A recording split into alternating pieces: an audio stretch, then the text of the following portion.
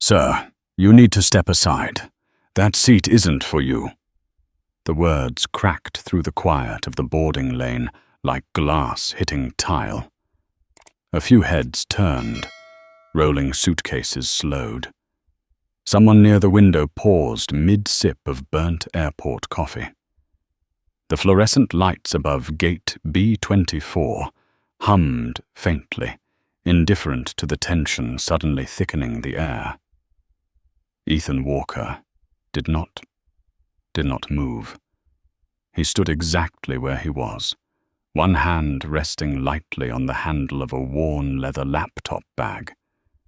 29 years old, 6 feet tall, calm in a way that made strangers uneasy because they couldn't read him. He wore a charcoal grey hoodie, not flashy. No giant logos, just soft fabric that hung loosely over broad shoulders, the kind of clothing people dismissed instantly. Across from him, the gate agent's lips tightened. Melissa Grant had worked airline counters for nearly 20 years. She had seen every type of traveler there was: nervous tourists, entitled executives, college kids trying to sneak oversized carry-ons onto flights, and she knew the look of a first-class passenger. This man, in her mind, was not it. "Sir," she repeated, voice sharper now, "first-class boarding is for priority passengers only." Ethan glanced down at the glowing screen of his phone. Then he turned it around. Seat 1. A flight X880. New York to Zurich. First class. The QR code pulsed quietly on the display. Melissa stared at it for a second longer than she expected. Behind Ethan, a man in a navy blazer shifted impatiently. "Some of us have connections to catch," he muttered. Melissa cleared her throat and leaned closer to the scanner. The machine chirped, a soft, polite beep, then another. Her monitor refreshed. Passenger confirmed. Seat 1A. Paid in full. The confirmation blinked back at her like a stubborn fact she didn't want. For a moment, she said nothing. Her eyes lifted slowly. They traveled from the scuffed sneakers, up the faded denim, to the hoodie, and finally to Ethan's face. His expression was neutral, not defensive, not angry, just patient. The patience of a man who had lived through this exact moment before. "Well," she said finally, forcing the word through a tight smile. "Looks like the system approved it." A few people behind him chuckled softly, the tension easing. But Melissa wasn't done. "You'll want to keep your bag under the seat," she added quickly. "Overhead space in first class is usually reserved." Her voice trailed off when she realized the sentence had no real ending. Ethan simply nodded once. Understood. He stepped forward and walked down the jet bridge. The cool tunnel air wrapped around him as the sounds of the terminal faded behind. The aircraft door loomed ahead like a quiet promise. Inside waited leather seats, soft lighting, and the insulated hush of international first class. And none of it cared what he was wearing. Behind him, Melissa watched his back disappear down the corridor. Something about the moment bothered her. Not enough to stop it, but enough that she exhaled slowly through her nose and muttered to the co-worker beside her. "People these days." Her colleague didn't answer. The line kept moving. Another passenger stepped up. But the small ripple of discomfort remained, because in the strange social ecosystem of airports, everyone silently understood the unspoken rule. First class looked a certain way, and Ethan Walker did not look like it. Halfway down the jet bridge, Ethan adjusted the strap of his bag. His footsteps echoed softly against the metal floor. In another life, he might have been nervous. First-class tickets across the Atlantic cost more than many people paid for rent in a year. But Ethan had stopped thinking about money a long time ago. Money was just numbers. Numbers were systems. Systems were predictable. People were not. He reached the aircraft door. A flight attendant greeted him with the polished smile of someone trained to read status within seconds. "Welcome aboard." Her name tag read Sandra Mitchell. Mid-40s. Perfect hair.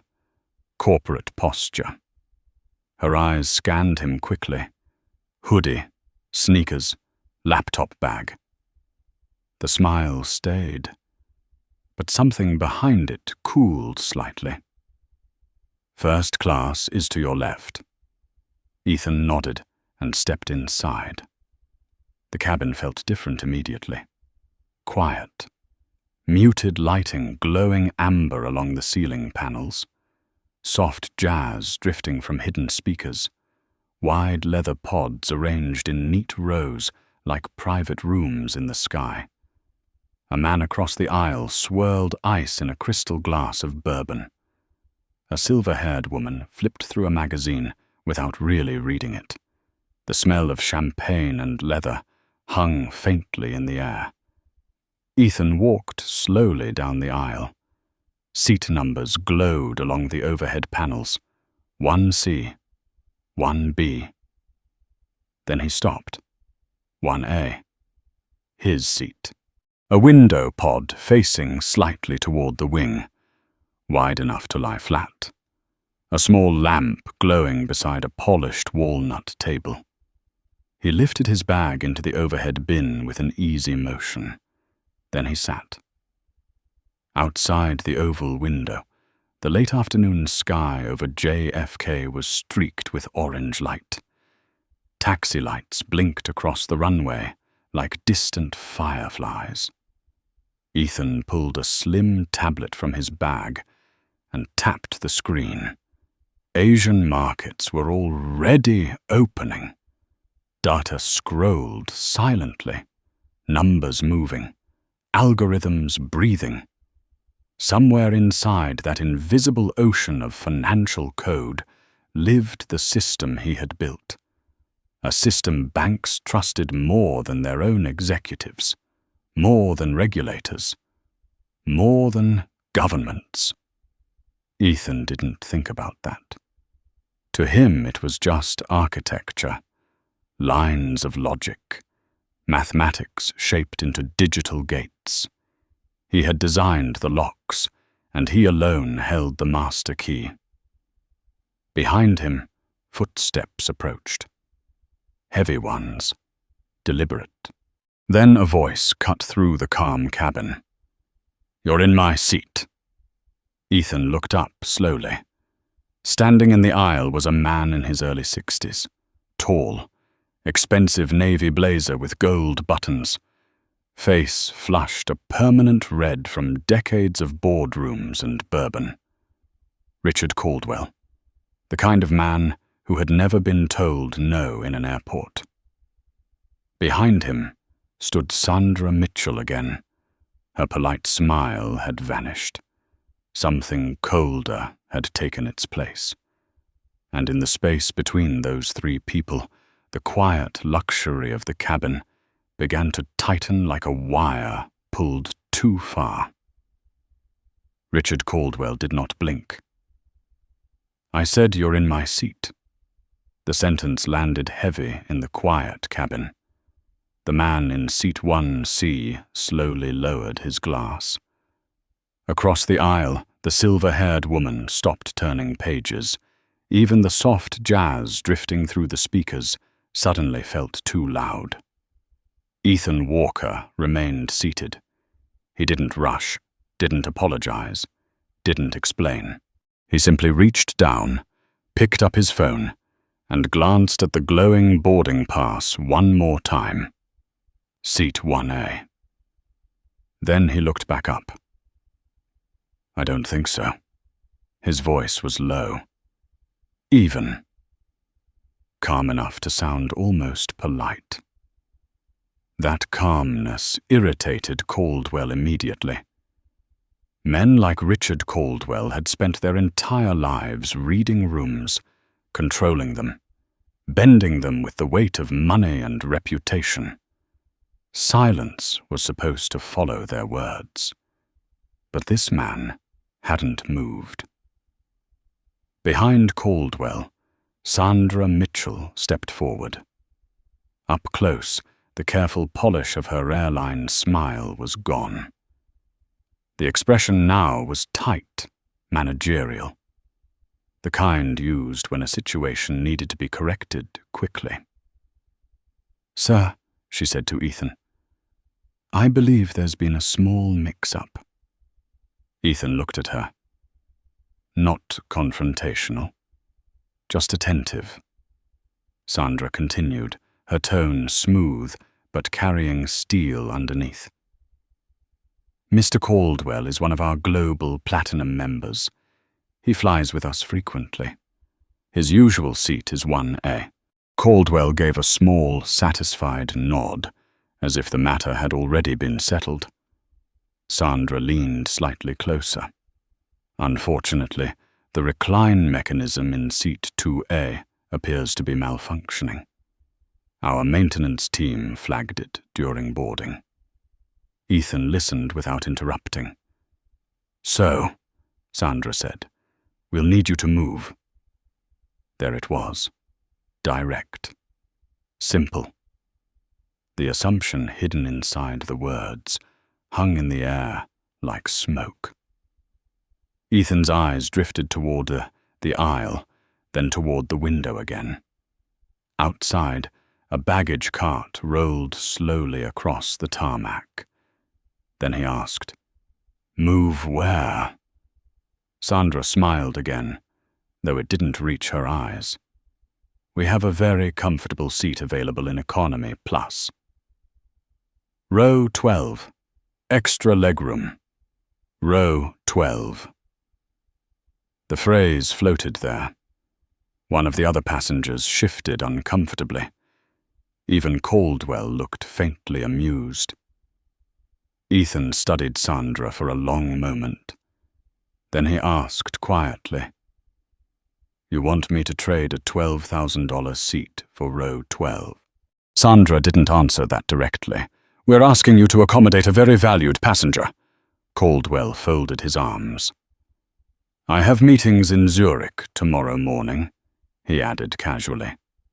"Important ones." Ethan turned his head slowly toward him. "And I don't?" The cabin grew still again. Sandra's smile thinned. "Sir," she said carefully, "we're trying to resolve this smoothly." Ethan leaned back into the seat. The leather creaked softly under his shoulders. "I'm sitting in the seat printed on my ticket." He lifted the phone slightly so she could see the screen again. "Seat 1A. Sandra glanced at it, then back at his hoodie. Then back at Caldwell. The calculation behind her eyes was obvious now. Passengers like Caldwell generated revenue that airlines tracked down to the penny. Passengers like the man sitting in front of her were variables. "Sir," she said again, voice losing its softness, "we're not asking any more." Caldwell chuckled under his breath. "Kid," he said, "just move." He gestured lazily toward the back of the plane. "You'll survive." Ethan didn't look at him. He looked only at Sandra. "No." The word was quiet, but it cut clean. Sandra's jaw tightened. The businessman in seat 1C slowly placed his glass on the tray table. He had the look of someone who had seen boardroom arguments before and knew when things were about to escalate.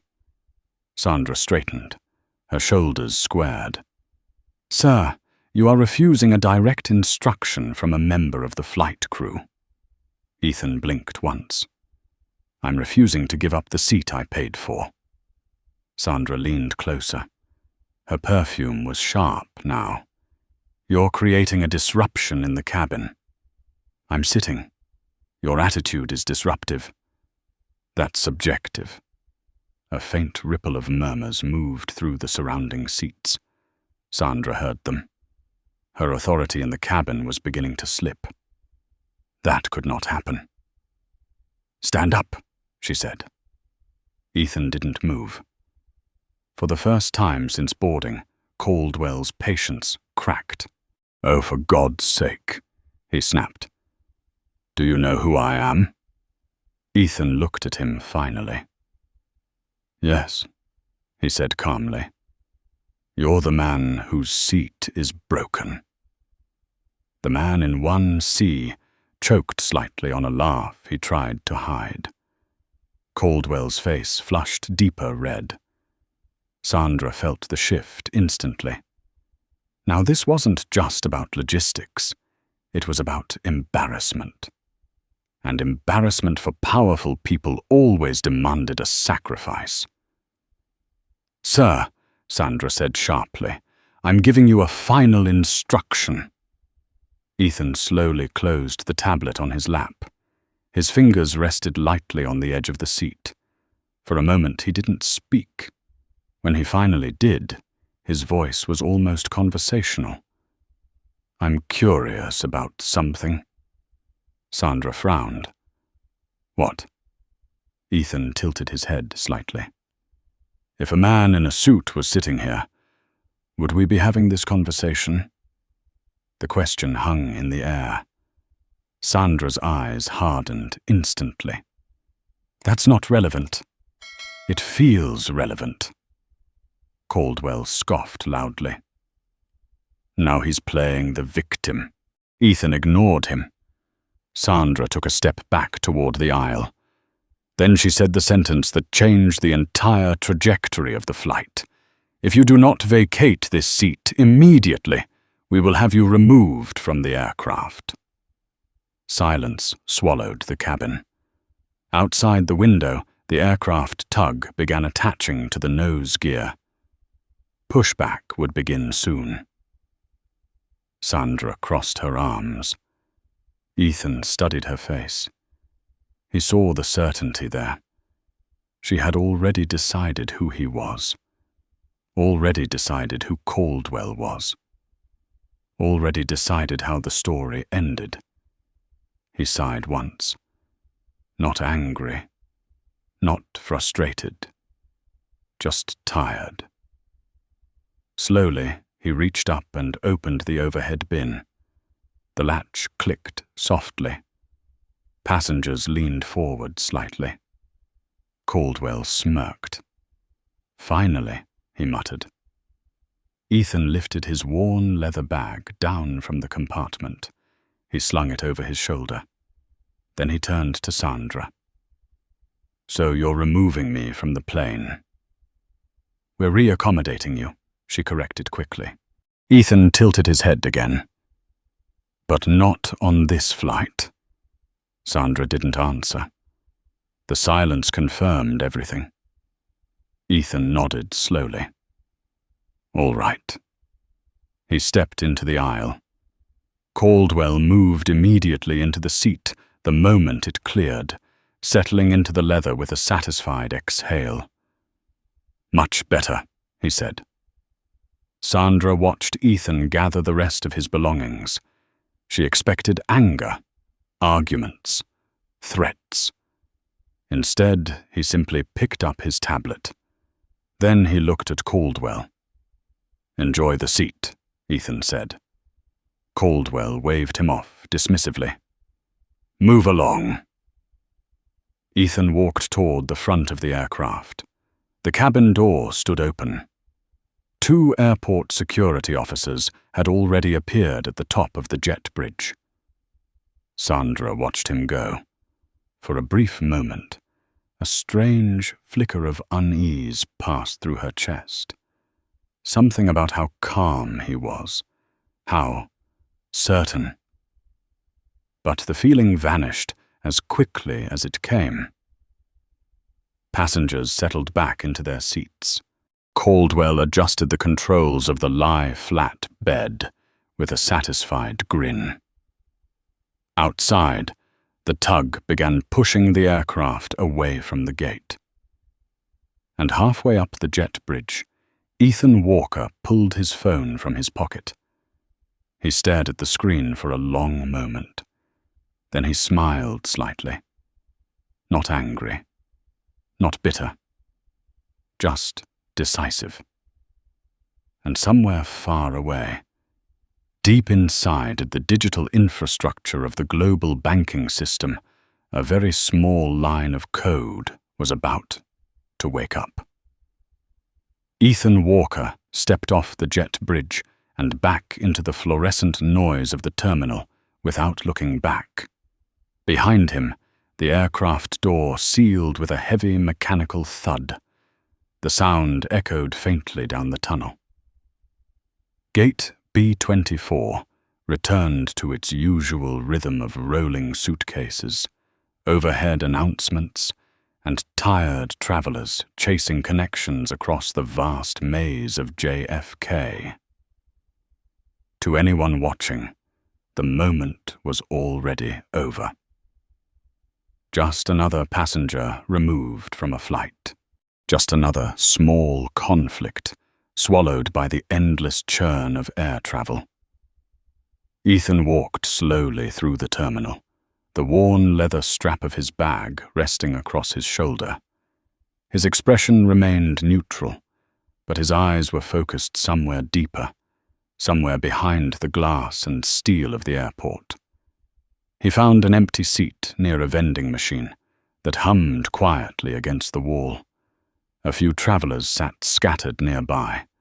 A mother trying to calm a restless child. A man in a business suit typing furiously into his laptop. No one paid him any attention. Ethan lowered himself into the chair and set the bag beside his feet. For a moment, he simply breathed. Not angry. Not humiliated. Just still. Anger had never been useful to him. Anger clouded logic. Anger made people sloppy. Ethan Walker had built his entire life on the opposite principle: precision. He reached into his pocket and pulled out his phone. The screen lit up with a quiet glow. Instead of dialing a person, he tapped a number that almost no one on Earth possessed. The call did not pass through a public exchange. It did not route through a visible carrier network. It slipped quietly into a private server cluster, sitting inside a secured data facility outside Northern Virginia. 3,000 miles away, rows of humming machines blinked awake. A soft voice answered through the speaker. Apex system interface. Identity verification required. Ethan lifted the phone slightly. Ethan Walker. There was a pause, a microscopic moment where the system measured voice patterns, biometric signatures, encrypted authentication keys. Identity confirmed. Architect access level granted. The vending machine beside him rattled briefly as someone purchased a soda. Ethan ignored it. System status, he said calmly. Global transaction network operating normally. All liquidity verification nodes online. Ethan leaned back slightly in the chair. Across the terminal window, he could see the aircraft that had just pushed back from the gate. Its engines were beginning to spool slowly, the low vibration visible in the heat shimmer behind the turbines. Inside that aircraft, Richard Caldwell was probably already reclining the lie-flat seat. Sandra Mitchell was likely pouring champagne, and the airline's internal systems were quietly preparing to process the billions of dollars that moved through its accounts every day. Ethan spoke again. Initialize Protocol 0. The system did not respond immediately this time. Instead, it asked a question. Protocol 0 requires direct authorization. Target entity? Ethan watched the aircraft inch slowly toward the taxi lane. Horizon Atlantic Group. A longer pause followed. When the system spoke again, the voice carried a slightly altered tone, as if acknowledging the weight of the command. Warning. Activation will suspend liquidity verification for all financial instruments associated with the target entity. This may disrupt global payment operations. Ethan's gaze remained fixed on the aircraft outside. Confirmed, the voice continued. Merchant accounts will be flagged as high risk. Pending asset transfers will enter security review. Credit processing may halt across partner networks. Confirmed. The system hesitated once more. Final confirmation required. Architect override. Ethan exhaled slowly. Somewhere in the distance, the engines of the departing aircraft roared louder as it began taxiing toward the runway. Inside that plane, no one had any idea what was about to happen. No one except Ethan. Execute, he said. For a moment, nothing seemed to change. The terminal lights buzzed softly overhead. The man in the suit continued typing on his laptop. A boarding call for a flight to Dallas echoed faintly through the speakers. But 3,000 miles away, inside a darkened server room in Northern Virginia, a series of green lights suddenly turned red. Algorithms began moving. Lines of code cascaded across encrypted banking channels like falling dominoes. One by one, the digital gates that verified the financial health of Horizon Atlantic began to close. Back at JFK, Ethan ended the call and slipped the phone back into his pocket. He sat quietly for several seconds. Then he opened his laptop. The screen filled with cascading financial data. Global markets, transaction networks, payment clearinghouses. Everything looked normal. For now. High above the Atlantic Ocean, Horizon Atlantic Flight HX880 leveled off at cruising altitude. The seatbelt signs clicked off with a soft chime. Passengers relaxed into the quiet luxury of the first-class cabin. Richard Caldwell stretched his legs comfortably across the wide leather pod. Sandra Mitchell approached with a tray. "Champagne, Mr. Caldwell?" "Finally," he said with a satisfied grin. He accepted the glass and glanced casually toward the empty space where Ethan had been sitting less than 30 minutes earlier. "Some people just don't understand how things work," he muttered. Sandra gave a tight, professional smile.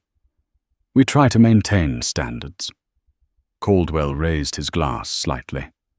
"To standards." They both laughed softly. 3,000 miles away, inside Horizon Atlantic's headquarters in Chicago, a junior systems technician stared at his monitor in confusion. Mike?" The supervisor at the operations desk didn't look up. "What is it?"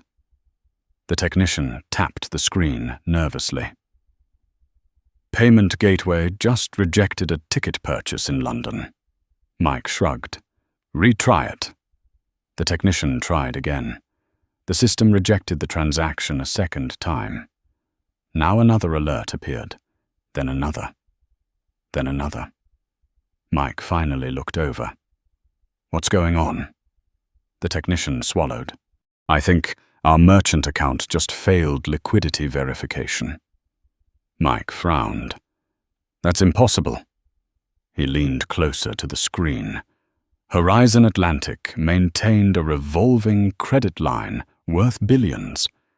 Their financial certifications were among the strongest in the industry. They did not fail liquidity checks.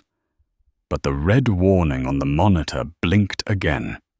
Liquidity verification failed. Within seconds, more alerts began appearing across the operations dashboard. Tokyo, London, New York. Credit card processing halted. Ticket purchases declined. Automated fuel payment authorizations pending. Mike's frown deepened. This has to be a provider issue. The technician shook his head slowly. Moi. The provider network is fine. He pointed to another message flashing across the display. Authorization bridge rejected merchant identity. Reason: Apex Protocol Security Review. Mike felt a cold knot form in his stomach. There was only one way that message appeared. Only one authority in the world capable of triggering that specific protocol. And if it was happening now, it meant someone with the master key had just decided that Horizon Atlantic could no longer be trusted. Back at JFK, Ethan Walker watched the aircraft disappear into the orange glow of the evening sky. Then he returned his attention to the laptop. Numbers were beginning to shift, quietly, invisibly, and somewhere far away, inside the financial arteries of a global airline, the first signs of a very expensive mistake were beginning to surface. Mike Donnelly stared at the screen for 3 long seconds before he said a single word. That's not possible. The operations floor inside Horizon Atlantic's headquarters in Chicago was normally quiet at this hour. Rows of glass panels overlooked the city skyline.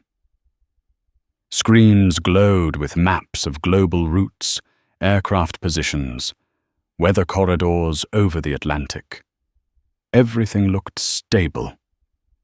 Until now. A red alert blinked on the central dashboard. Then another. Then 6 more. Mike leaned forward slowly in his chair. Run the check again. The junior technician beside him typed quickly.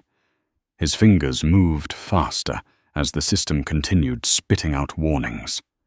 Still failing. Mike stood up. Which gateway? London first, now Tokyo. Another alert popped onto the screen. New York. Mike felt the muscles in his jaw tighten. What about fuel processing? The technician pulled up another window. Pending. That's normal during flight? The technician shook his head. No, I mean pending. Mike stepped closer. The message was simple. Payment authorization suspended. Behind them, another analyst turned in his chair. I'm getting the same error on ticket purchases. Mike rubbed his temple. Provider outage? No. The analyst pointed at the system status board. All providers green. The room went quiet. Because there was only one remaining explanation. Mike pulled up the deeper system logs. Lines of code scrolled across the screen. Verification attempt. Merchant identity flagged. Liquidity certification suspended. Source protocol. Apex. Mike felt a chill crawl slowly up his spine. Apex doesn't flag companies randomly. The junior technician whispered the obvious question. So why are we flagged? Mike didn't answer immediately. Instead, he reached for the desk phone and dialed a number from memory. The call connected after 2 rings. Finance. This is operations, Mike said. Put the CFO on the line. A pause. He's in a meeting. Interrupt it. 5 seconds later, another voice came on. What's going on? Jonathan Parker's voice carried the calm impatience of a man used to problems being solved before they reached his desk. Mike swallowed. "We're getting Apex verification failures." Silence. The kind of silence that made the entire room lean closer to hear.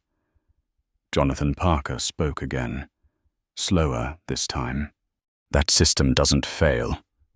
Mike nodded to himself, even though the CEO couldn't see him. "Exactly." Jonathan's tone sharpened. "So what's happening?" Mike looked back at the screen. "Either the network is compromised," he hesitated, "or the architect triggered a manual review." Across the phone line, Parker stopped breathing for a moment. The architect. There was only one person with that authority, and no airline executive liked dealing with him. "Get the bank consortium on the line," Parker said. Within minutes, the call was patched through to a senior risk officer at the Global Clearing Network. "Bill Harrington." His voice sounded tense before anyone even spoke. "Jonathan, we're already seeing the issue." Parker leaned forward over his desk, then released the hold. "We can't." "What do you mean you can't?" Bill exhaled slowly. "The Apex protocol flagged Horizon Atlantic as a high-risk entity." "That's absurd." "I know. So override it." Another silence. "Jonathan, we don't control Apex." Parker's fingers tightened around the phone. "We pay for the license. You pay to use it," Bill corrected quietly. "Only the architect can lift a Protocol 0 review." The words landed like a hammer. Protocol 0. Mike looked up from the operations desk. Protocol 0. The junior technician beside him whispered the same thing. "What the hell is Protocol 0? Mike didn't answer, because everyone in the financial infrastructure world knew exactly what it meant. Protocol 0 wasn't an error. It was a kill switch. Jonathan Parker spoke again, voice suddenly tight. "Who triggered it?" Bill hesitated. "We checked the logs." "And?" "The command came from the architect." Parker's patience snapped. "Then call him." "We tried." "And?" Bill's voice lowered. "He's unavailable." Parker stood up so quickly his chair rolled backward. "Unavailable?" Bill hesitated again. "We contacted his office. They said he was traveling today." "Where?" "To Zurich." Parker's mind began moving quickly now. Zurich. The same city where Horizon Atlantic flight HX 880 was currently crossing the Atlantic. A cold realization began forming in his chest. "Which airline?" he asked slowly. Bill answered, "Horizon Atlantic." The operations floor went completely silent. Mike stared at the dashboard. The technician beside him whispered, "Oh no." Parker gripped the phone harder. "What's his name?" Bill didn't need to check the file again. Ethan Walker. Parker froze. He knew that name.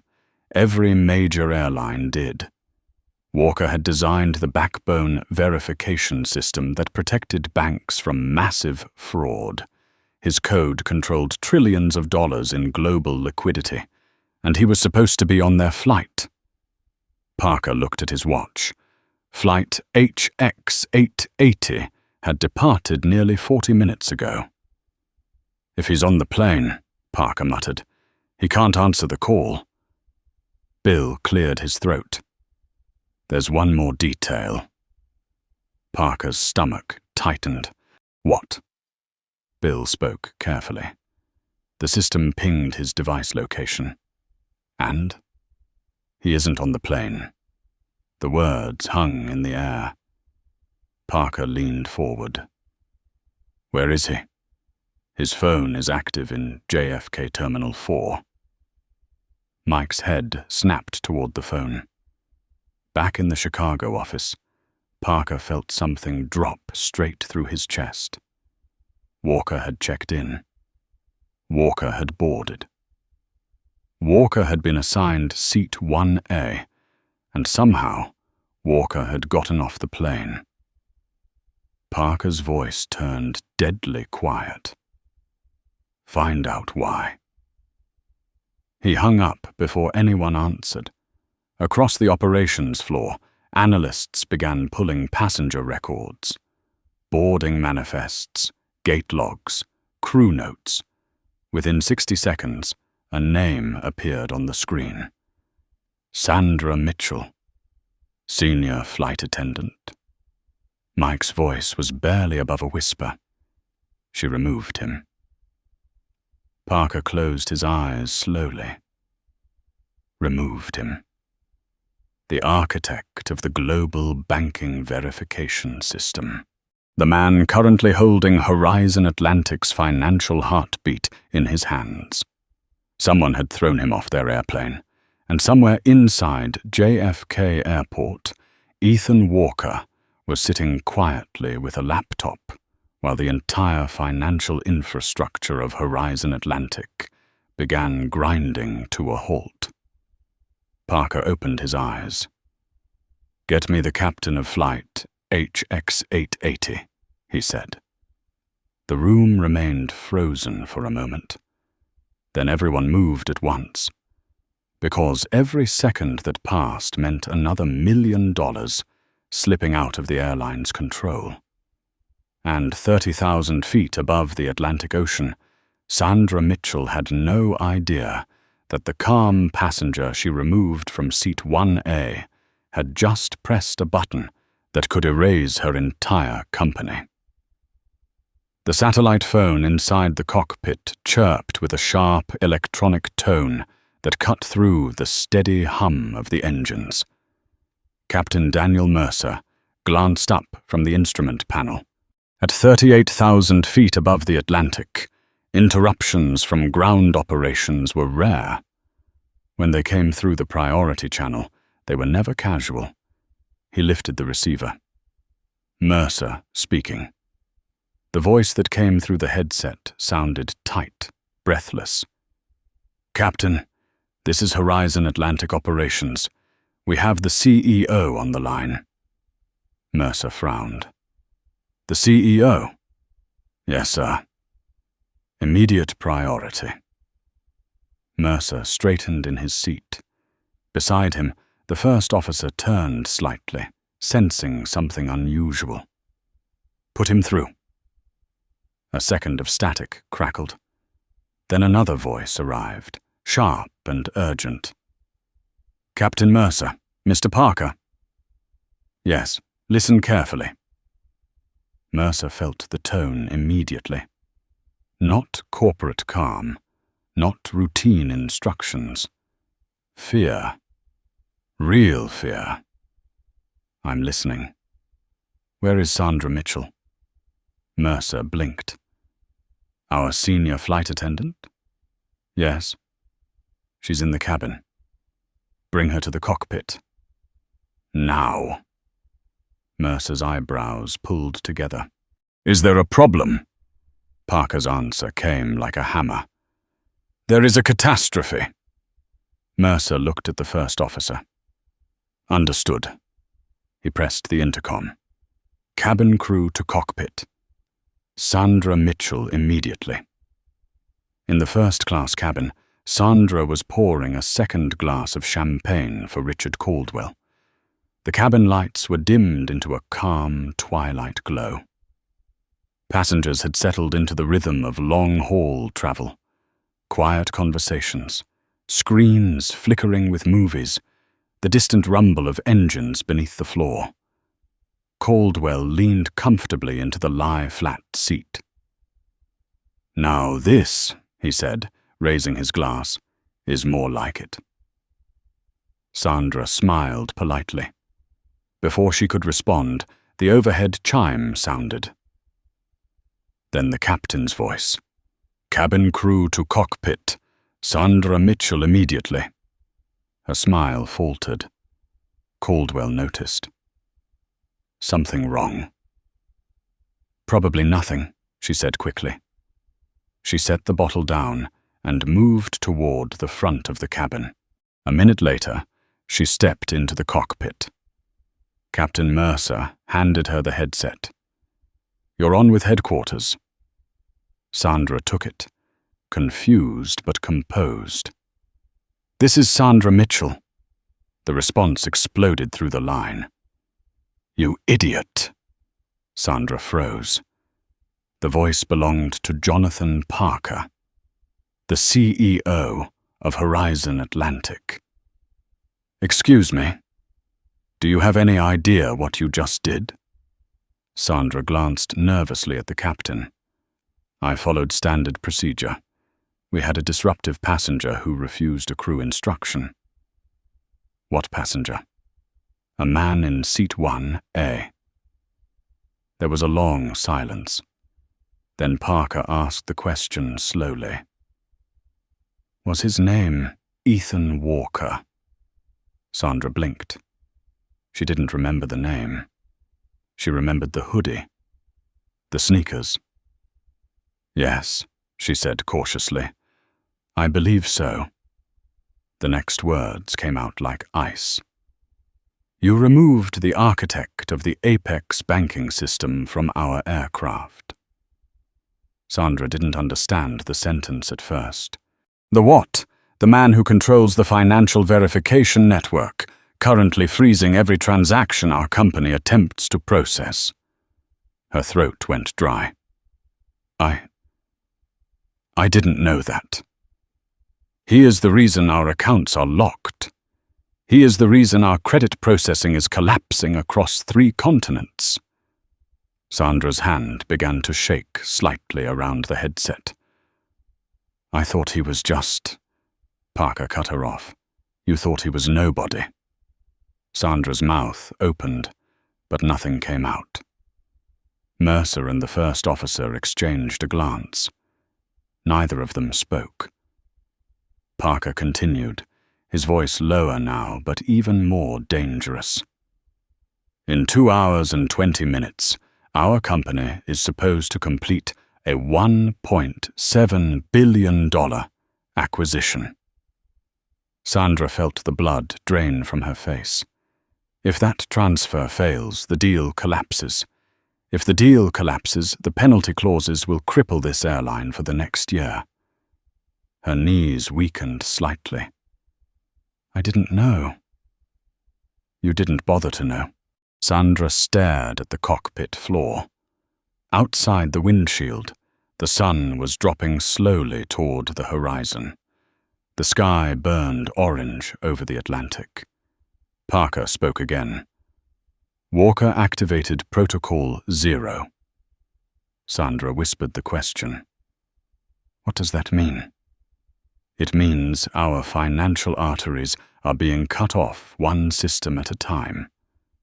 The headset suddenly felt heavier in her hand. "What do we do?" Parker's answer came instantly. "You fix it." "How?" "You call him." Sandra laughed weakly. "He won't answer. He might answer you." "Why would he?" "Because you're the one who insulted him." Sandra swallowed. "And if he doesn't?" Parker's voice turned cold again. "Then this plane will be landing for a company that may not exist by the time it reaches the gate." The words hung there. Sandra felt her heart pounding inside her chest. "Patch the call," Parker continued. "We're routing the aircraft number through the network. It will appear on his phone." Sandra whispered, "And if he answers?" "You apologize." Her voice cracked. "That's it?" "No," Parker said quietly. "You beg." The cockpit fell silent. Mercer watched Sandra carefully. She looked nothing like the confident senior attendant who had marched through the cabin an hour earlier. Her shoulders had dropped. Her hands were trembling. The headset beeped softly. Call connection initiated. Back inside JFK Terminal 4, Ethan Walker sat exactly where he had been earlier. The same chair, the same vending machine humming beside him. His laptop screen glowed softly. Financial indicators scrolled across the display. Red. More red. Across the room, a television mounted above the gate flashed breaking news. Airline transactions. Failing worldwide. Ethan didn't look at it. His phone vibrated in his pocket. He glanced down. Incoming call. HX 880. He stared at the number for a moment. Then a slow smile formed at the corner of his mouth. He answered. "This is Ethan Walker." Sandra's voice came through immediately. Thin, tight, desperate. "Mr. Walker, this is Sandra Mitchell from the flight." Ethan leaned back in the chair. "I remember."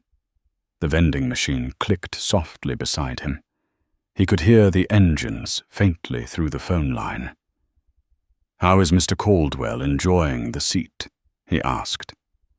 Sandra closed her eyes. "Please," she whispered. "We made a mistake." Ethan's voice stayed calm. "A mistake?" "Yes." "And now? We need you to release the hold." Ethan looked down at the financial dashboard on his laptop. Another Horizon Atlantic transaction attempt had just failed. He spoke quietly. "Interesting." Sandra gripped the headset harder. "Mr. Walker, the CEO is on the line. The company is in serious trouble." Ethan watched the numbers continue shifting on his screen. Then he asked a question. "Where is Mr. Caldwell right now?" Sandra hesitated. "In seat 1A. Good." Her heart sank when she heard the tone in his voice. "Put him on the phone." Sandra Mitchell stood frozen in the cockpit doorway for half a second after hearing the request. "Put him on the phone." The words echoed inside her head like a verdict. Captain Mercer watched her carefully.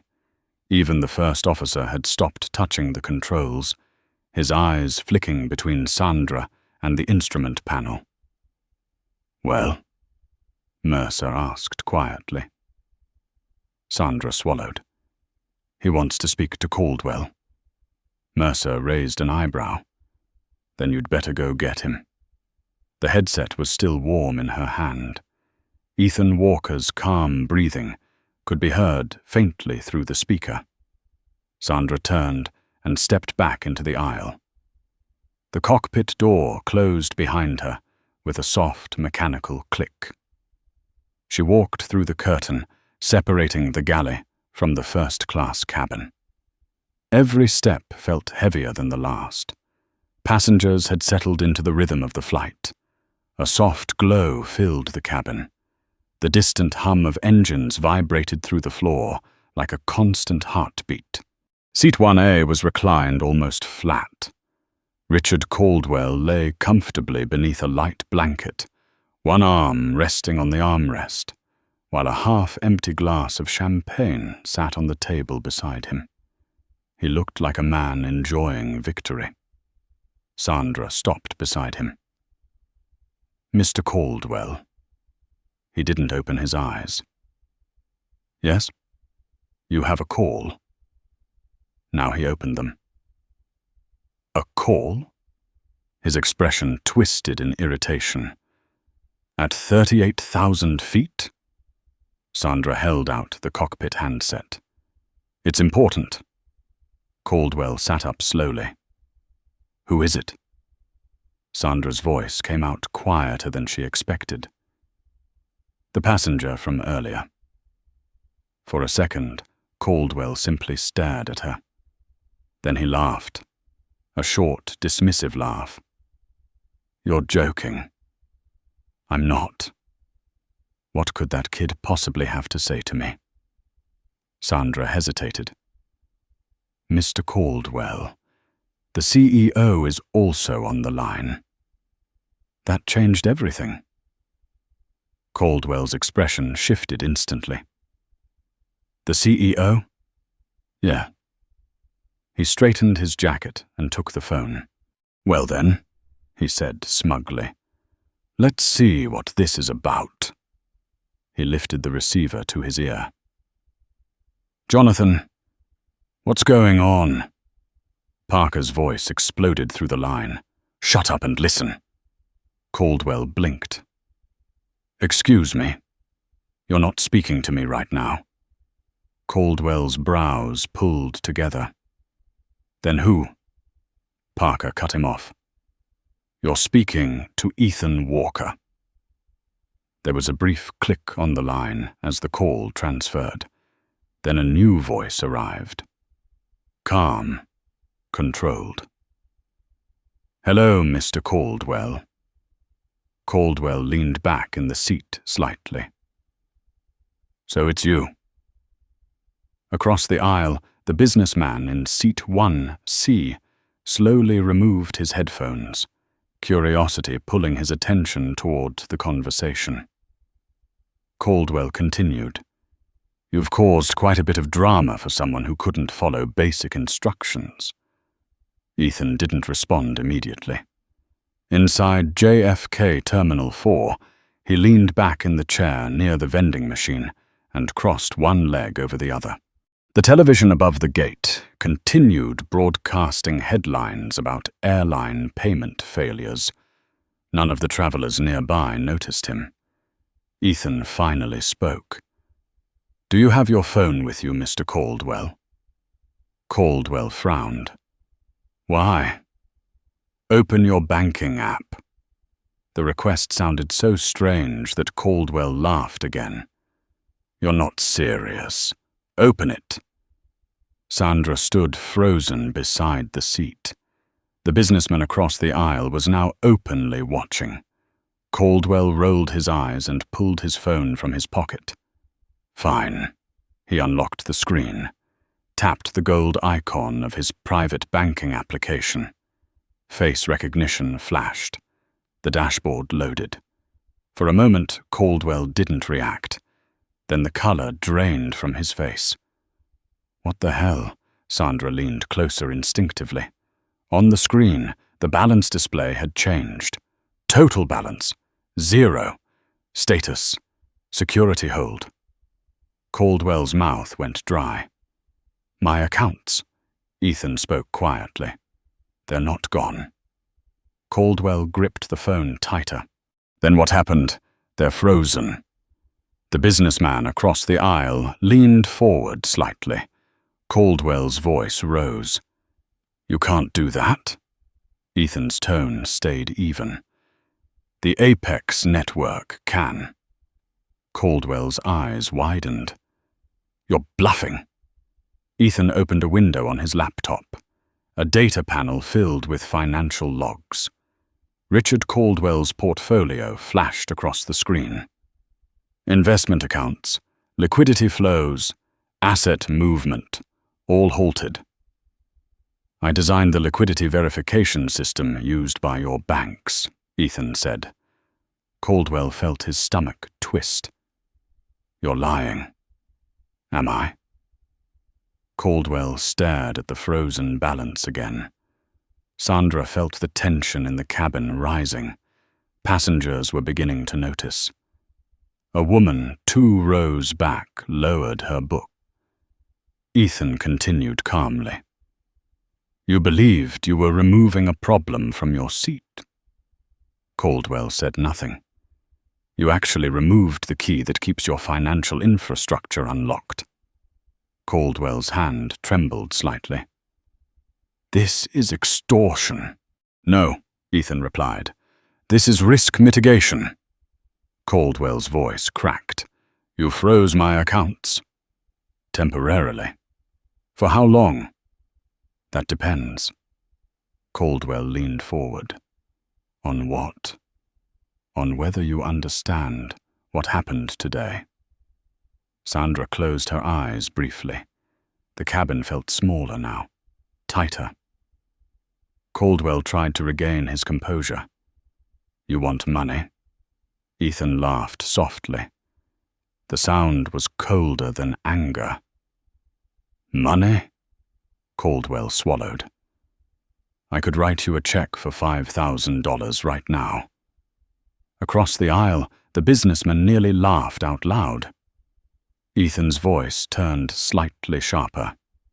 You still don't understand. Silence spread through the cabin. Ethan continued. I don't want your money. Then what? Ethan glanced again at the financial dashboard on his laptop. Horizon Atlantic's transaction attempts were failing one after another. Their systems were bleeding. I want you to apologize. Caldwell's face hardened. For what?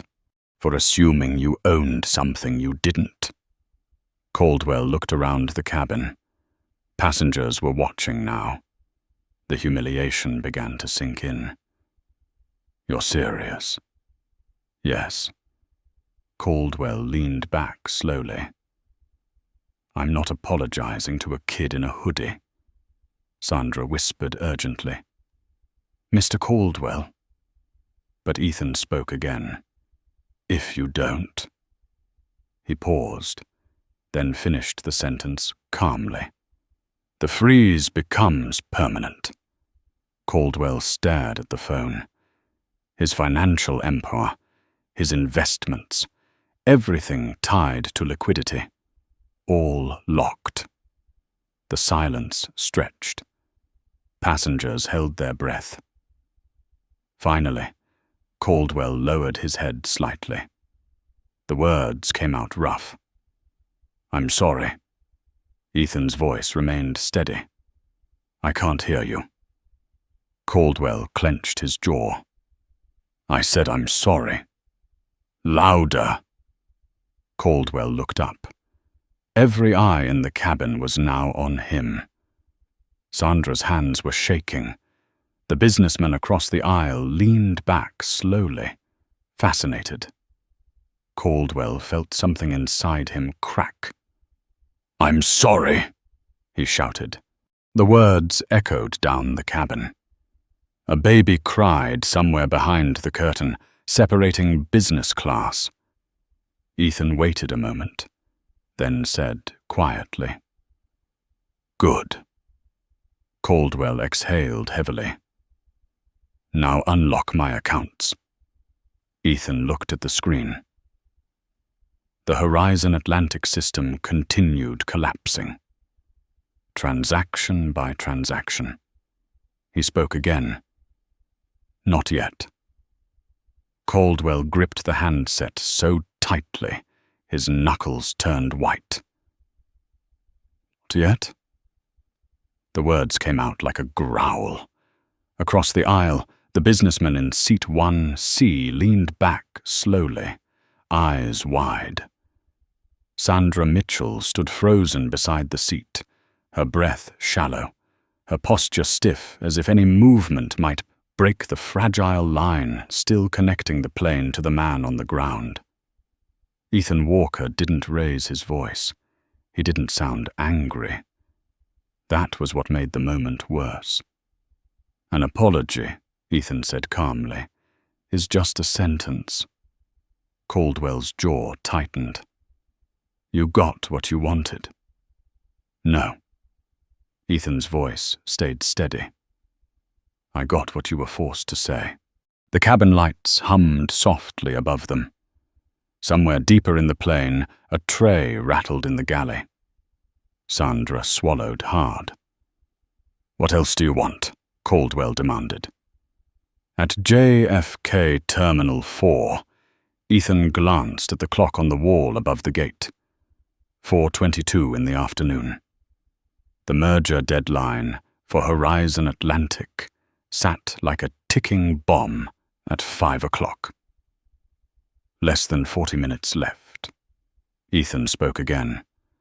Put Sandra back on the phone. Caldwell stared at the receiver. You're kidding. Now. Caldwell handed the phone back without another word. Sandra took it carefully, as if the device might explode. Mr. Walker, I heard the apology. Yes. Was the CEO listening? Sandra glanced nervously toward the cockpit door. Yes. Good.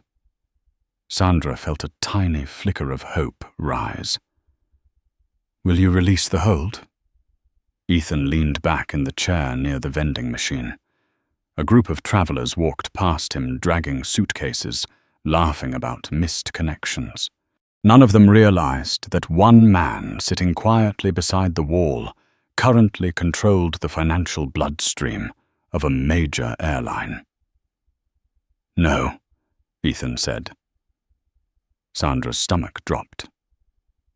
What do we have to do? You personally humiliated me, Ethan said. Sandra shut her eyes. I know. You removed a paying passenger from his seat because he didn't look like someone you respected. Her voice trembled. I made a mistake. Ethan's tone sharpened slightly. You made a judgment. Sandra had no answer. On the other end of the line, Jonathan Parker's voice broke in. Walker. Ethan recognized the voice instantly. Mr. Parker. The CEO sounded exhausted already. You've made your point. Have I? Our transaction network is collapsing. That tends to happen when financial verification is suspended. Parker forced the anger out of his voice. What do you want?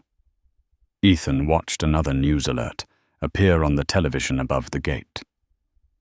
Airline payment systems failing worldwide. Stock analysts discussing Horizon Atlantic in confused tones. I want accountability. You have it, Parker said quickly. Sandra Mitchell is finished. Caldwell will never fly with us again. Sandra flinched. Caldwell's face darkened. But Ethan shook his head, even though they couldn't see him. No. Parker's voice hardened. Then say the number. Ethan chuckled quietly. Money isn't the problem. Then what is? Ethan leaned forward slightly, elbows resting on his knees. I want you to come to JFK.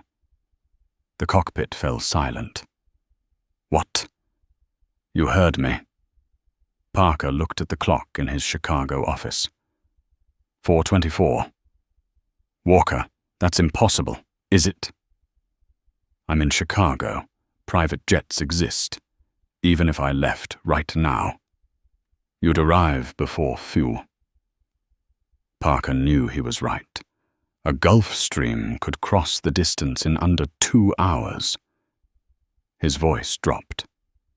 And then? Then you sit down across from me. For what? Ethan's answer came quietly. For a conversation about the price of arrogance. Sandra gripped the headset. Mr. Walker, please. 4,000 employees depend on this company. Ethan's eyes flicked briefly to the television screen again. The analysts were now discussing stock movement. Horizon Atlantic shares already sliding. Those employees didn't make today's decision, Ethan said. Sandra whispered. No, but someone did. Caldwell suddenly leaned forward again. This is insane, he snapped. You can't hold an entire airline hostage because of a seat. Ethan's voice turned cold. It was never about the seat. Then what? It was about respect. Caldwell scoffed. You expect me to believe this is some moral crusade? No. Ethan looked down at the system logs on his laptop. Dozens of Horizon Atlantic transaction attempts were stacked in the failure queue. Think of it as a lesson. Parker exhaled slowly. What happens if I don't come? Ethan answered immediately. The freeze stays in place until Monday. Sandra gasped. Monday? Parker felt his pulse spike. Walker, the merger expires at 5. I know. You'd destroy the deal. You destroyed the relationship first. The silence stretched long enough for the aircraft engines to be heard faintly through the headset. Finally, Parker spoke again. If I come, and we meet, the freeze ends. And the merger clears? Yes. Parker stared at the clock again. 4:26. 34 minutes until the financial deadline. He made the decision instantly. I'm on my way. Ethan nodded to himself. I'll be at the TWA hotel lounge. Parker grabbed his jacket already halfway toward the office door. Don't move. I won't. The call ended. Back in the cockpit, Sandra lowered the headset slowly. Captain Mercer watched her. Well? She swallowed. The CEO is flying to New York. Caldwell laughed bitterly. All this for him. Sandra shook her head slowly. No. She looked down the cabin toward the empty space that had once been Seat 1A. For him, she whispered. It was never about the seat. 30,000 feet below them, in the quiet corner of JFK Terminal 4, Ethan Walker closed his laptop and waited. Because now the real negotiation was about to begin. Jonathan Parker did not walk out of the building. He ran. The glass doors of Horizon Atlantic's headquarters burst open as he pushed through them, tie loosened, jacket half on, phone still pressed to his ear. The security guard at the front desk stood up instinctively, unsure whether to salute or move aside. Parker didn't acknowledge him. The late afternoon wind off Lake Michigan cut across the plaza as he sprinted toward the waiting black sedan, already pulling to the curb. Airport, Parker barked as he slid into the back seat. The driver turned halfway around. O'Hare. Yes. Now. The door slammed shut, and the car surged into traffic, tires biting hard against the asphalt. Parker leaned forward, elbows on his knees, eyes fixed on the glowing numbers of his phone screen. 4:32 in the afternoon. 28 minutes until the merger deadline. Somewhere high above the Atlantic Ocean, the plane carrying Richard Caldwell and Sandra Mitchell was still cruising toward Europe. Somewhere inside the financial backbone of the airline industry, Ethan Walker's code continued shutting doors one by one. Parker dialed another number. Get the Gulfstream ready, he said the moment the line connected. The chief pilot's voice came through the speaker. Already fueling. Full crew? Yes. How long until wheels up? The pilot hesitated. 15 minutes if we rush. Parker closed his eyes briefly. Make it 10. Outside the sedan window, the Chicago skyline blurred past in streaks of steel and glass. Parker's phone buzzed again before he could pocket it. A message from the operations floor. Transaction failures spreading to cargo payment networks. Another alert followed seconds later. Fuel authorization requests delayed in Madrid. Parker exhaled slowly through his teeth. Every minute the freeze stayed active. Horizon Atlantic's financial arteries tightened further. 3,000 miles away in New York, Ethan Walker sat in the quiet lounge of the restored TWA Hotel overlooking JFK's runways. The building curved like a relic from another era, all smooth red carpets and sweeping windows. A bartender polished glasses behind the counter, while travelers murmured over drinks and laptops. Ethan sat alone at a small round table near the glass wall, his laptop open, a glass of sparkling water untouched beside it. On the screen, lines of financial traffic moved like rivers of light. Every failed transaction blinked red. He didn't rush. He didn't panic. He simply watched. Across the room, a television replayed the breaking story. Horizon Atlantic experiencing technical disruptions. Analysts speculating about cyber attacks. No one mentioned Ethan Walker. No one knew the quiet man in a gray hoodie was the center of the storm. Back in Chicago, Parker's car screeched into the private terminal entrance of O'Hare. He stepped out before it fully stopped, jogging across the tarmac toward the sleek white Gulf Stream, waiting with engines already whining. The pilot met him halfway up the stairs. "We're ready?" "Good."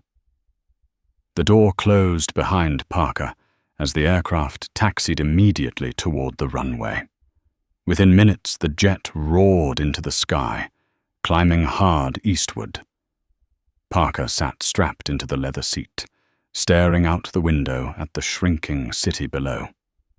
He had built Horizon Atlantic from a struggling regional carrier into one of the most powerful airlines in the Western Hemisphere.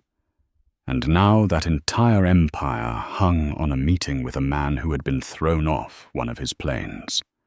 At 38,000 feet over the Atlantic, Sandra Mitchell sat alone in the jump seat near the galley, staring at the cabin floor. Her uniform jacket felt too tight around her shoulders. She could still hear Ethan's calm voice in her mind. Caldwell had retreated into silence after the call, nursing another drink while pretending the entire situation no longer existed. But the tension inside the cabin lingered like static. Even the other passengers seemed to sense something larger was unfolding beyond their understanding. Sandra closed her eyes briefly. She replayed the moment again and again. Ethan standing in the aisle. Calm. Patient. The way he had simply accepted being escorted off the plane without anger or protest. She had thought that meant weakness. Now she understood it had meant certainty. In the TWA lounge, Ethan glanced up from the laptop when a shadow crossed the table. A middle-aged man in a tailored navy suit stood there, holding a tablet. "Mr. Walker?" Ethan nodded once. The man exhaled in relief. "Jonathan Parker will arrive in approximately 30 minutes. His jet is already en route." Ethan closed the laptop slowly. "I know." The man blinked. "You're tracking his aircraft?" Ethan didn't answer directly. Instead, he looked through the glass wall toward the runway, where another plane lifted into the fading orange sky. "People assume power comes from titles," Ethan said quietly. "From corner offices and boardrooms." The man shifted awkwardly, unsure whether he was supposed to respond. "But power," Ethan continued, "usually comes from the systems everyone forgets exist." The man nodded slowly, though he clearly didn't understand. The television behind the bar flashed a new update. Horizon Atlantic stock sliding sharply on afternoon trading. Commentators now openly discussing financial instability. A woman at the bar turned the volume higher. Ethan watched the headline for a moment, then looked back toward the door of the lounge. Parker's plane cut through the clouds at nearly 600 miles per hour, racing east toward New York. Inside the cabin, Parker sat rigid, hands clasped together as if holding something fragile. Every few minutes, he checked his phone. Every few minutes, another red alert appeared. The pilot's voice crackled through the intercom. Estimated arrival, JFK, 4:56 p.m. Parker closed his eyes. 4 minutes. That was all the margin left before 5 o'clock. The Gulf Stream descended rapidly over Long Island, landing hard but smooth on the private runway. Parker didn't wait for the engines to spool down. He grabbed his jacket and rushed down the stairs where a black SUV already idled. The driver didn't ask questions.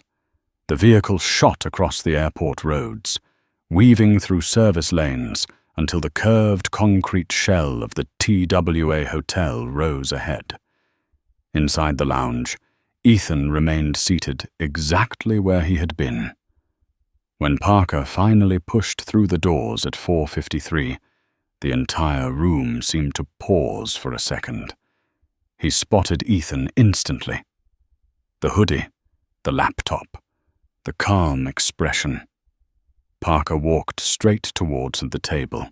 For the first time all day, Ethan stood up. They faced each other across the small, round table, the glow of the sunset reflecting across the glass behind them. Neither man spoke for several seconds. Then Parker extended his hand. "Mr. Walker." Ethan looked at the hand, then shook it once. "Mr. Parker." The clock on the wall ticked forward. 4:54. 6 minutes until the merger deadline. Jonathan Parker sat down slowly across from Ethan Walker, his chest still rising from the run through the terminal. The lounge around them continued its quiet routine. Glasses clinked behind the bar. A couple near the window argued softly about a delayed connection. None of them realized that the fate of a $1.7 billion merger was hanging over the small round table between the two men. Parker loosened his tie and placed both hands flat on the table. "Thank you for meeting me." Ethan didn't immediately sit back down. He studied Parker's face the way a surgeon studies an X-ray, searching for fractures beneath the surface. "You came fast. I didn't have much choice." Ethan finally took his seat again. The laptop remained closed now, resting beside the glass of sparkling water. Parker glanced briefly at the clock on the wall. 4:55. 5 minutes. "Let's not pretend," Parker said quietly. "You know why I'm here." Ethan nodded once. "You want the freeze lifted?" Parker leaned forward. "I want my company to survive." A flicker of something passed through Ethan's eyes. "Your company will survive. Then release the system." Ethan shook his head slightly. "Not yet." Parker's jaw tightened. He had flown nearly 800 miles in under an hour. His entire board of directors was waiting on conference lines across the country. Analysts were already speculating that Horizon Atlantic might collapse before the closing bell. "What do you want?" Parker asked again. Ethan didn't answer right away. Instead, he looked out the window, where planes rolled slowly across the tarmac in the evening light. "Tell me something," Ethan said. Why did your crew think they could throw me off that plane? Parker hesitated. Because they were wrong. That's not an answer. Parker exhaled slowly. Because our airline rewards status. Status. High-value customers get priority treatment. Ethan leaned back in the chair. And people who don't look like high-value customers? Parker looked down at the table. They get judged. The honesty hung in the air for a moment. Ethan nodded slowly. At least you're not pretending. Parker ran a hand through his hair. I'll fire Sandra Mitchell. Ethan waved the idea away like smoke. That won't change the system. I'll ban Richard Caldwell from the airline. That won't change the system either. Parker felt the clock pressing harder against his chest. 4:56. Then tell me what will. Ethan leaned forward now, resting his forearms on the table. Accountability. You already humiliated Caldwell. That was just the beginning.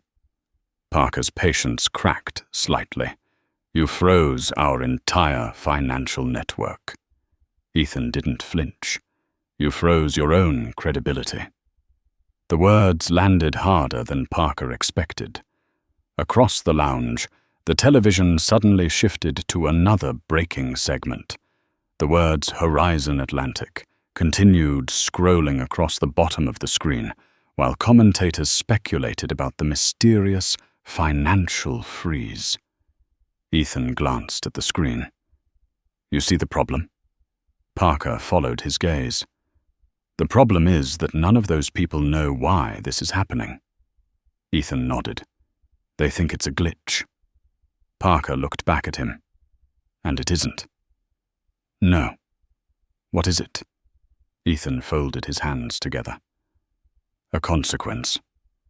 Parker's fingers tapped once against the table. Walker, 4,000 employees depend on that merger closing tonight. Ethan studied his face carefully. That's the argument you're going with. It's the truth. Is it? Parker leaned closer. If the deal fails, people lose jobs. Ethan nodded slowly. And Caldwell? Parker frowned. What about him? How much does he make when this merger goes through? Parker hesitated. You already know the answer. Say it. Parker sighed. About 12 million. And you? Parker looked away briefly. Stock options, roughly 30. Ethan nodded. So the two men who benefited most from the system that allowed this discrimination will walk away with $42 million. Parker didn't respond. Ethan continued. But the baggage handlers and mechanics are the ones you use to convince me to release the hold. Parker opened his mouth, then closed it again. The clock ticked forward. 4:57. 3 minutes. Finally, Parker spoke. What do you want us to do? Ethan slid a pen across the table. I want you and Caldwell to donate 50% of your merger gains. Parker blinked. To who? The United Negro College Fund. Parker stared at him. That's $21 million. Ethan didn't move. That's the cost. Parker laughed once in disbelief. You're serious? Completely. And if we don't? Ethan's voice remained calm. The freeze stays. Parker looked at the clock again. 4:58. 2 minutes. His mind raced through every possible option. Lawsuits, injunctions, government intervention. None of them would arrive in time. He picked up the pen. You realize this is extortion. Ethan tilted his head slightly. No. What is it then? A correction. Parker grabbed a cocktail napkin from the table and began writing quickly. I, Jonathan Parker, CEO of Horizon Atlantic, pledge 50% of my personal merger gains to the United Negro College Fund. Richard Caldwell will match the same contribution. His handwriting looked jagged, rushed. He signed it, then slid the napkin across the table. There. Ethan didn't touch it. You forgot something. Parker stared at him. What? You can't pledge Caldwell's money without his consent. Parker closed his eyes briefly. Of course. He pulled out his phone. Get me flight HX880, he said into the line. Within seconds, the satellite connection patched through. Captain Mercer's voice arrived first. Captain, speaking. Put Caldwell on. There was a pause. Then Caldwell's voice slurred faintly through the connection. Jonathan? Listen carefully, Parker said. What now? We have 1 minute before the merger collapses. So, you either donate half your gains to charity, or you lose everything. Silence. Then Caldwell exploded. Half? Are you insane? Parker's voice dropped into something cold and final. 50% of something is better than 100% of nothing. The static hissed through the phone line. Ethan tapped his fingers lightly against the table. Tick, tick, tick. Finally, Caldwell's voice came back, thin and defeated. Fine. Parker lowered the phone slowly. He agrees. Ethan finally reached for the laptop. He opened it. The screen filled with lines of code. Parker held his breath. Ethan's fingers moved across the keyboard, executing the command that would release Horizon Atlantic's financial arteries. On the screen, a message appeared. Protocol 0. Override authorized. Liquidity verification restored. Ethan pressed enter. Across the financial networks of the world, the freeze shattered instantly. Transaction channels reopened. Payment gateways lit green again. In the Chicago headquarters, the operations floor erupted as the red warning lights across the dashboard flickered back to normal. Parker's phone buzzed in his hand. A single message from the CFO. Funds cleared. Merger complete. Parker leaned back in the chair, the tension draining from his body all at once. It was 4:58 in the evening, 2 minutes before the deadline. He looked at Ethan across the table. You just saved my company. Ethan closed the laptop quietly. No. He stood up and slung the worn leather bag over his shoulder.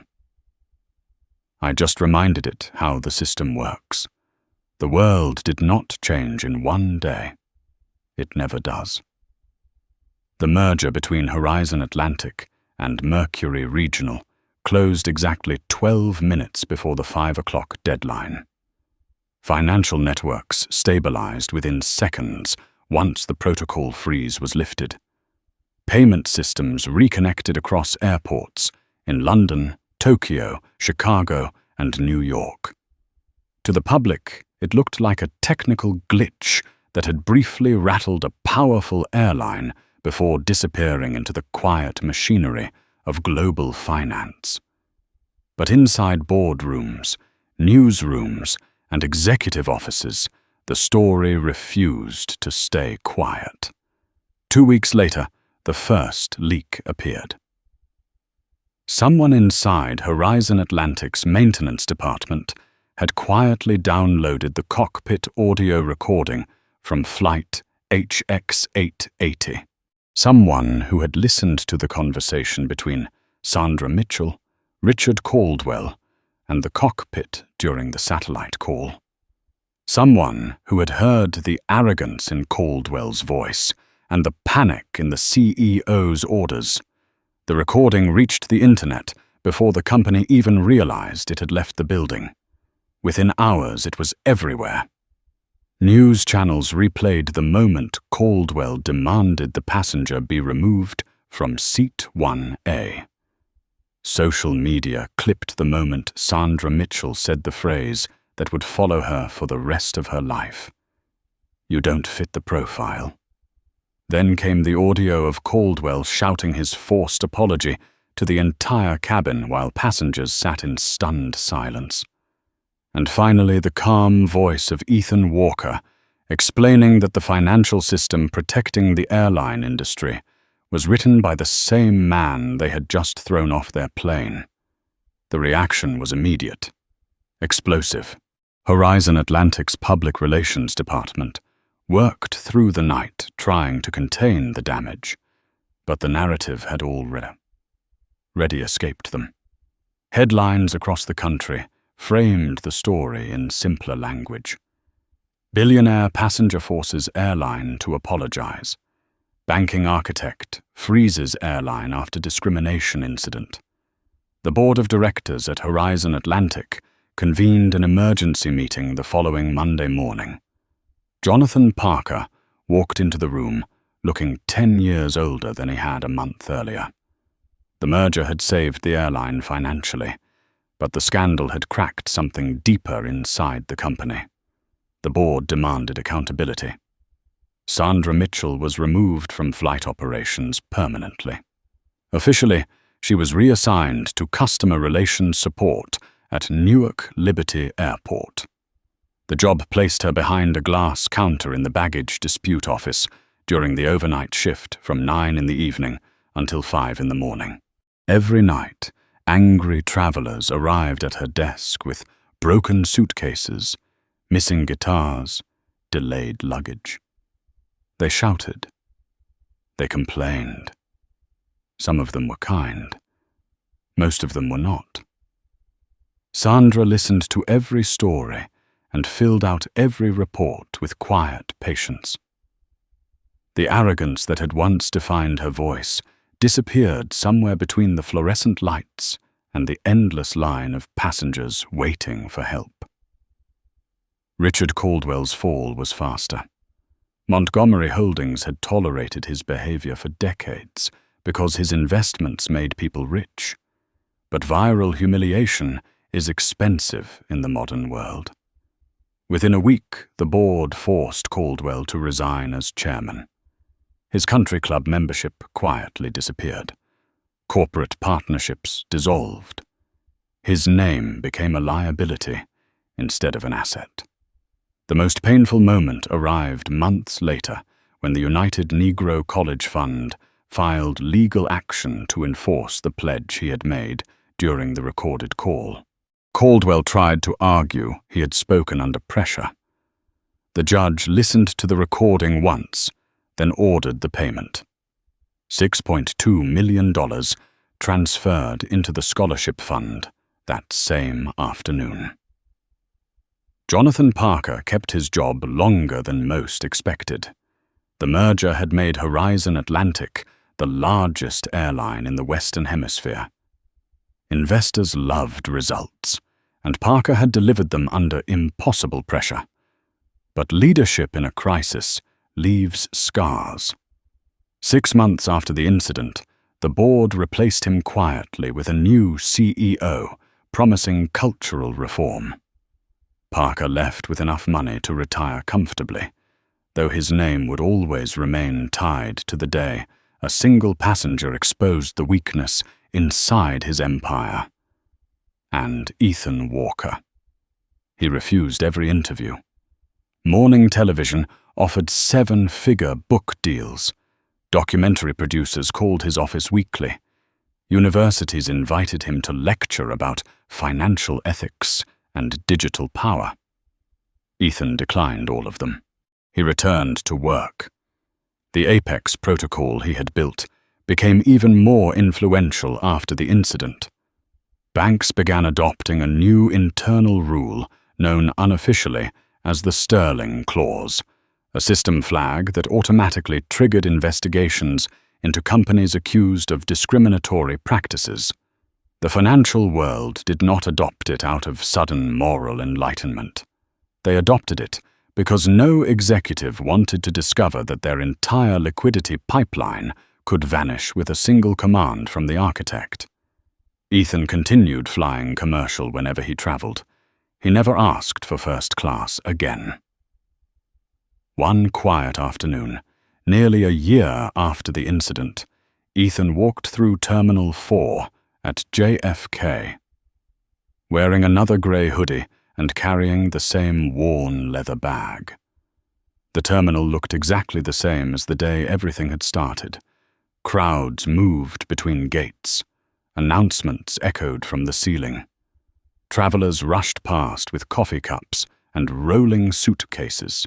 He stopped briefly at a newsstand.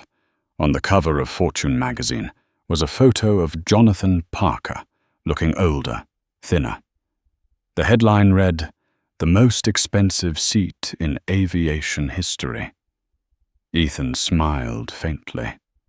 At the gate for his flight, a familiar face waited behind the boarding counter.